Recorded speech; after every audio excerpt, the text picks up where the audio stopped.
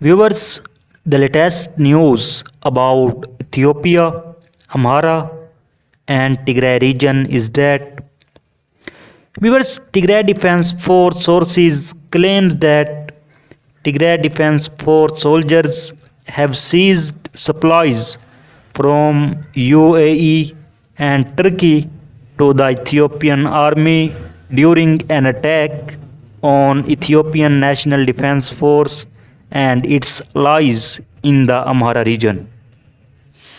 And now this stuff is under the control of Tigray Defense Force. Viewers, a few pictures about this claim have also been shared by Tigray Defense Force that you can see on your screen. In addition, Tigray Defense Force claimed that they had also captured dozens of Ethiopian National Defense Force soldiers during the attack. But so far, Tigray Defense Force did not specify the exact location of the attack on Ethiopian National Defense Force in Amhara region.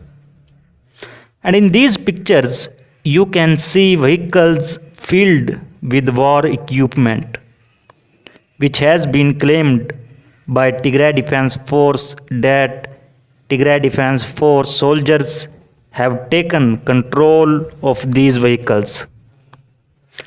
Viewers, while various claims are being made by Tigray Defense Force and by the Afar forces, militias in the ongoing war at Birhale in the Afar region, Tigray Defense Force is claiming that Tigray Defense Force is winning in the Afar region. But according to several reliable sources, there is still a furious war in the Afar region. On the other hand, Afar militias claiming that they have won against Tigray Defense Force in the war. Because there is no clear news from the Afar region yet. While it is being said that a heavy war is still going on between Afar forces, militias, and Tigray Defense Force.